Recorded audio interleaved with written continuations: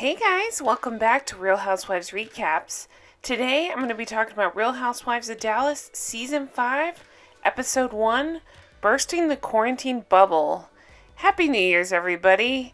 Last night we were gifted an early episode of Real Housewives of Dallas. I didn't even know it was coming. I think it's set to actually come back maybe January 5th, and they went ahead and released the first episode. So here we are.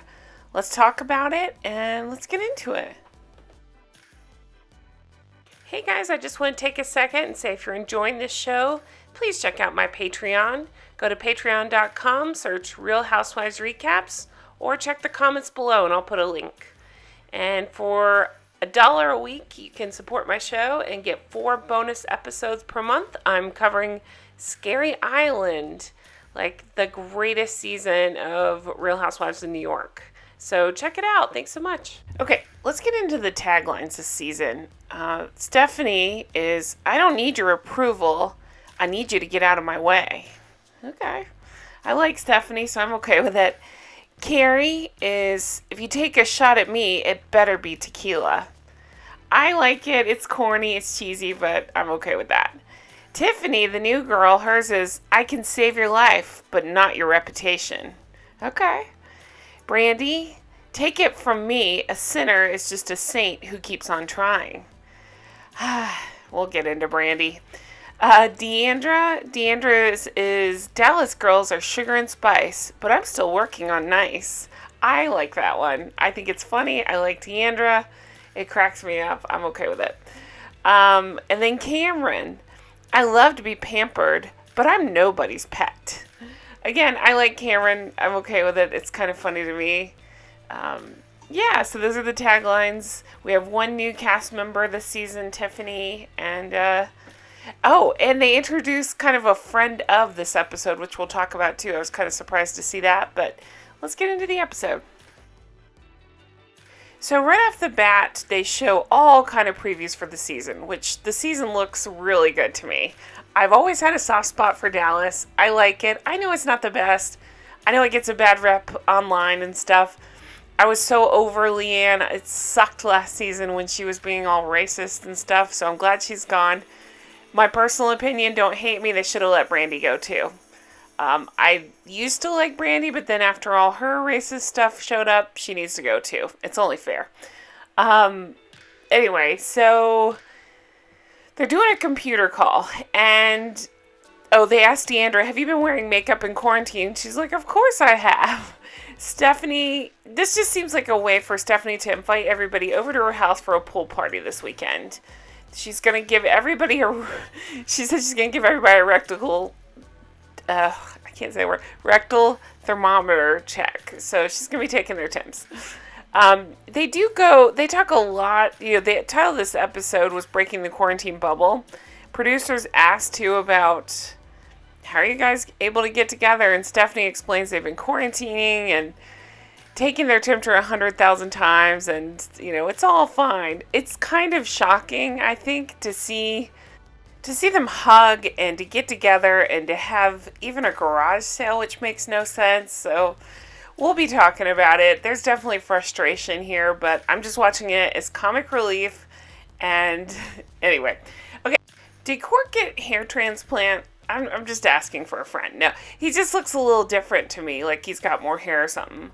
We found out that her beloved dog Louie passed away. It was so sad to hear. And she said she was at Fashion Week and Court called because Louie was on the floor, and she found out Court forgot to give him his medicine. They had an autopsy done and they don't know why he died. So it sounds like they had a rough patch where they were blaming Court, and now they're not sure if it was Court's fault, but so sad. So they got a new dog, Fancy. Fancy has been at puppy training school. And so the trainer brings Fancy, and she's explaining when she got Fancy, she was wild. And so the trainer is trying to get her to chill out with this dog, but she just can't. She's so excited about the dog and picking him up, and Fancy's getting mixed signals, so I'm sure this is going to go so well. the dog trainer made an accountability schedule for Fancy, which kind of makes me laugh because I need one of those for myself. Cam wants to be able to do the elliptical machine and be able to put Fancy on the treadmill right next to her. They put her on it, and what happens? She ends up pissing down the treadmill. The trainer was embarrassed, but Court's like, no, this is Cam's fault. She overexcited the dog. So, again, very expensive dog training. We'll see how that goes. We go over to Stephanie, who's taking Chance and Cruz. We find out they're going to go over to see Brandi's kids, Brooklyn, Brinkley. We didn't see Bruin at all. Wonder where he was. But so Stephanie is explaining that keeping the kids entertained during quarantine has been tough. And we see Brandi and the kids moving tumble tracks outside. The producer to Stephanie, this is where they talk about what's the rule for hugging for cast members. And Steph says it's a corona-free zone. They've been tested 1 million times. Now, flash forward, I don't know if you kept up with the news, but unfortunately Deandra has corona, and it sounded pretty bad last I read. So praying for a speedy recovery for her, and that Mama Dee doesn't get it, and that's awful. But it just goes to show you it's not a corona-free zone. So they put baby oil and water on the tumbling pads. They make it a big slip and slide. The kids are super excited. We go over to Mama Dee's house. I love seeing Mama Dee's house. I can't remember if this is the first time we've seen it. No, they had that the chef come in and cook at her house before, but beautiful house. So Deandra is explaining before Corona, her skincare business was doing phenomenally. She finally got her first paycheck and she was so happy. But because of Corona, it came to a screeching halt. So it was interesting to see this because we really see that she and Mama Dee are doing much better. Mama Dee's saying that she's worked so hard, and when Corona hit, Deandra said, I just don't know what I'm going to do. So Mama gave her $100,000 to get her over the hump and to keep things going, and things are much better now. That was very kind and very sweet. $100,000. I mean, just after their tumultuous history and all, they even show flashbacks to all the fighting, and Dee threatening to take the business. It's cool to see that Mama Dee has faith in her. I have my own issues with Dee. I like her on the show, but she's a spoiled brat. I mean, she came off very entitled before. But, hey, it's Mama Dee's money, whatever she wants to do with it. Okay, so they are hanging out, and Tiffany arrives. This is the first time we are meeting Tiffany. Let's talk about Tiffany. I like her. I think it's a welcome addition to the cast. Brings a little bit of diversity. They still have a long way to go in that department. But can I just say, guys, I like her. I do. I'm not trying to add a but. But I feel like I am so... What's the word? I'm coming off of Wendy from Real Housewives of Potomac, where all we heard about were her degrees. Now, I'm going to give Tiffany a chance. It's their first episode, but all we heard about were her degrees. More specifically, being a doctor. Everything relates back to being a doctor. Now, give her a pass. It's her first episode. Of course, they're going to beat that into our heads. They're going to show us her life. They're going to tell us about her history. So, of course, we're going to hear a lot about that. But... oh, please don't be Wendy about this. Come on. It's going to be tough, especially, going through this corona stuff. Of course you're going to be talking about the medical side, but, oh, God, I just can't. I can't have another Wendy. Anyway, we're going to hold out hope on Tiffany because I really liked her in a scene later. We'll talk about that when we get to know more about her, but here's our introduction to Tiffany. So supposedly Mama Dee met her because... Tiffany is an anesthesiologist, and Mama liked her because she said they have the same personality. And Dee says, yeah, it's like she's your other daughter, but she's thin. She's not chunky, she said. Let's see. Mama said because she doesn't sit around all day and eat donuts. Oh, my God. Okay, so Deandra is saying she got a call from Kameron the other day and got invited to her garage sale. Tiffany says, oh, yeah, she was invited too. They should go together. So, we find out Tiffany and Travis, who is Stephanie's husband, serve on some board together. And then Deandra brings up Brandi. Tiffany says she knows of her and knows what happened, but she doesn't actually know Brandi. She has seen the video. So we go over to Stephanie and Brandi. This is where we see the video. You guys, it's awful. Brandi is saying everything going on in the world and all the racist stuff. It's just triggered her and brought her back to a dark place. And 3.5 years ago, she made this video. She posted it on Instagram. It's awful. I don't even want to go into all the specifics of what she did. It's just terrible. So let me just say, I really liked Tiffany later on, because she points out that Brandi is very much, instead of listening to what everybody's saying, she is doing that thing where Tiffany's example, a kid hits another kid with a stick and then runs off crying. The kid that was hitting people, you know? It's kind of like that. She's not taking, I mean, she sounds like she's trying to learn, possibly. I don't know how much of it's puts on. I don't know how much of it's real. But she's making it about her instead of the issue at hand. And while I'll give you, at least she's taking some accountability, some ownership, I guess. And LeeAnne never did. I get that. I'm not trying to give Brandi a hard time, but it's just so shitty what she did. And it all leads me to think she shouldn't be back this season. That's my thought on that. Okay, let's go over to Kameron's house. Kameron is having a garage sale. For what reason, I have no idea. They explain it. She's trying to sell her house. She found this dream house. She had an offer on her house. They were going to buy this dream house. It all, fell apart when Corona happened. So she's had this garage sale on the books for months. One of the girls says, why is she even doing this? It's not like she needs the money. And that's what I was thinking too. And why put yourself exposed, at a garage sale? It just doesn't seem to make sense to me. It just seemed more of a way to get some of the women together to do some filming, I guess. To have some, the money she spent on the pink tents and the balloons and the setup and stuff, did she really recoup that? Her prices were ridiculous for a garage sale. So, yeah, I just didn't understand this, but I like Kameron, so whatever. I didn't understand Court's mask either. He was wearing it like a visor. And I was thinking, what is that protecting you from? Okay, so Cary ends up coming over with her dog. We see a Ferrari Portofino pull up. It's Tiffany's. P.S. Every time Tiffany arrived in a scene, she was in a different car. Did you notice that? It's incredible. This car is worth $215,000. Holy cow. So Tiffany and Deandra rode together. They show up. And, this is where Deandra says, I don't understand why Court's having a garage sale. It's not like she needs the money. Besides, are garage sales even legal in her neighborhood? I don't think so. Kim knows Tiffany through mutual friends, and she says she likes her because she's very direct and very intelligent. And I have a note on here. Her prices are outrageous for a garage sale. She was selling her daughter's bed for, what was it, $6,000, I think? Originally purchased at $10,000, which I understand is a deal, but who's coming to a garage sale with that kind of, to buy a $6,000 bed, a used bed? That's a little crazy. During this scene, we see Stephanie is talking to a mysterious redhead.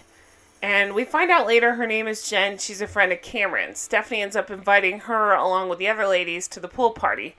I just thought it was kind of strange. They didn't really introduce Jen. She shows up again later, so obviously she's, part of the group, kind of like a friend of. It was kind of weird not to introduce. I wonder, maybe she's a dud, so they don't end up incorporating her much this season? I don't know. So we go over to Tiffany's house. Holy cow, that is beautiful. Lots of stuff going on here. Obviously very expensive. Huge house. She's an anesthesiologist. We never found out what her husband does. I'm very curious about that as well. But they have twin daughters. They're so cute. She says even her ovaries are overachievers because she had twins. So she explains that she met Daniel, her husband, at the club. She met him at the club, and she was 23, and she had just obtained her MD. She graduated from Cornell at 19. Producer calls her Doogie Howser. She said she's better than Doogie Howser. So again, I'll give her a pass on this first one, but please don't be windy. Okay, so as a kid, she's explained that her father told her she had to make straight A's, so she never got a B. That's how that worked. Then we go back over to Stephanie's house. Remember when they bought this weird house with the pool in the living room? I don't love the outside, but I do like what they've done with the place. It's beautiful. I believe it was like an $8 million house that Travis purchased without telling Stephanie. Oh my God.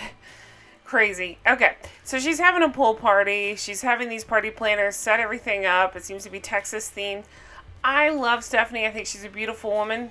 What the hell is she wearing in this scene? I don't understand this look that she's got going on. It's just, I didn't think it was super flattering on her. I love her testimonial look. I love this gold one shoulder look. She looks fantastic. But here, I don't understand. All I could think of is like Bette Midler vibes. We see all the women getting ready for the pool party. We get to see Tiffany's closet, which is incredible. Yeah, her house is amazing. But so she's having this pool party, right? She wants to get all the women together and casual fun party. Brandi's nervous. She calls Stephanie and says she doesn't know about coming to her house, and Stephanie's encouraging her, saying it's okay, I have a good feeling. P.S. When the women arrive, do you notice that they played it in slow-mo? I don't know what this new thing is, but they played the entry, like when they stepped out of the car, in slow motion. I actually thought something was wrong with my DVR system or something. I didn't know what was happening, but yeah, no, I rewound it. It's a thing. Played it in slow-mo. I guess they're trying something new there. Everybody's arriving. They all hug. Kary says the tequila will kill any viruses. They talk about Cam's garage sale, and they're all going to sit down for food. Okay, so this is where it's kind of like the Rachel thing over on Below Deck happening right now, if you watch that. Like, it's too much. Brandi says she has a gobbler. I'll let you figure out what that means, but they decide, Brandi and the redhead, Jen, decide they're going to go in the pantry and look at each other's vajayjays. What? Kary goes to watch. I mean, I'm all for it being crazy, having a good time. It's just the girls have fun, but what? That's crazy. They come out excited because they have matching vaginas. What? Cam's face says it all. Stephanie makes a toast, I'm guessing to their vaginas. She says she appreciates friends and what's important in life. Kary stands up and says, let's go around the table and talk about the positives and negatives of being in quarantine. So Kary starts. She says she has amazing quality time with her kids. The negative has been her jewelry business. She really wants to make her own money, and it's been a really tough time. Business was going well, then pandemic took it away. That sucks. Do you remember that was her storyline last season? It sounds like her husband and her have a strange financial situation, and she just wants to get out from under him. And she's trying to make her own money, and it sounds like it came to a halt. That sucks. Deandra says she took spiritual journeys. She's seeing a shaman. She's been able to get off her antidepressants and her ADD meds. And she said this only happened because of the slowdown. Kameron really cracked me up here because she admits she doesn't know what a shaman is. She thinks it's some sort of magical wizard. Oh God, Kameron. So it's Tiffany's turn, and she's saying the kids like that she's been home more because elective surgeries have been canceled. So she's enjoyed extra family time, but the negative is she's seen her patients and people succumbing to this, and it's terrible. We go to the new girl, Jen, the redhead. Her sister has COVID right now, just absolutely awful. Then we go over to Brandi. Okay, Brandi says let's back it up before COVID. And she says she made a very ignorant and insensitive choice. She's sorry. She lives with a lot of shame. She went to a mental health facility that helped her through. And she actually thought about making her life go away. Tragic, sad, awful. Obviously I don't wish that for anybody. But again, I thought Tiffany made an amazing point and says, I'm a little confused by how upset Brandi is. It's a kid who hits another kid, but then starts crying. And that's kind of the same vibe I got. I'm not trying to be cruel. I'm sure Brandi's been through hell, but it's a hell of her own making. You know, she posted this and then anyway, okay. Brandi admits that the video was stupid and she's been devastated about it. And anyway, so Brandi walks off and Kary goes to comfort her, and the producer asks Kary what's different about this. You know, they bring up LeeAnne and how abusive LeeAnne was toward Kary, and the whole, you know, talking about her being Mexican and stuff. And Kary says the difference is LeeAnne did it out of hate, and Brandi's video was stupid, and she's been so devastated about it. She won't do something like that again, and I never saw that remorse from LeeAnne. Okay, so then the girls go inside, and we see that Tiffany and Brandi talk. Tiffany says, I don't want you to think I'm coming down on you or attacking you. Then we hear this story about being 3 years old, whose parents who immigrated to America, so she was left behind. From 3 to 6, she lived with her grandparents. Then at 6, it was time for them to collect her. So by herself, she went on a plane from Beijing to New York and landed. She said she hadn't seen him in 3 years. She didn't know English. And she went to school and people did this, and she did the pulling on the eyes. And oh my God, it was just the most tragic, heartbreaking, sad story. And I mean, Brandi was crying, Tiffany was crying, I was crying. It was a lot. And then we see to be continued. So we get a flash of next week. We see family. Deandra saying family has resurfaced because of a fight over an estate. Tiffany says she feels like she's in middle school. And it sounds like possibly she's going back and forth with Kary. Says that Kary's bullying her. Kameron in court talk about offers on the house. She said he's not going to tell her, basically, because she can't handle the back and forth stuff. And then we see Tiffany is trying to get them to try new foods and trying to be a little bit more adventuresome on their eating, and they seem like they are not into that idea at all. So we'll see how that goes. So that's it for the episode, you guys. I thought it was off to a great start. I've always, I don't know why, but I like Dallas. I enjoy it. I enjoy watching it. I'll be talking about it. I hope you guys are into it. Let me know in the comments below your thoughts on everything. Let me know if this is something you want me to keep going with, because I'm very curious if this is something you guys will be watching or something that you guys are into. And yeah, that's it. So I hope you guys have a happy new year. Screw 2020. It's 2021 now. Yay. Let's move on. And thank you guys so much for all the support. I really appreciate it. I hope you guys have a fantastic week. Stay healthy and stay safe. I'll talk to you soon. Bye-bye.